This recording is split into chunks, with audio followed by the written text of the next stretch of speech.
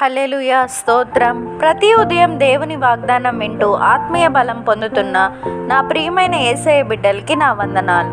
ఈ ఉదయకాలమున పరిశుద్ధాత్మ దేవుడు మనతో మాట్లాడుతున్న వాగ్దానం ఇదే. హెబ్రీలకు రాసిన పత్రిక 13వ అధ్యాయం 5వ వచనం. ధనాపేక్ష లేని వారై మీకు కలిగిన వాటితో తృప్తి పొంది ఉండుడి.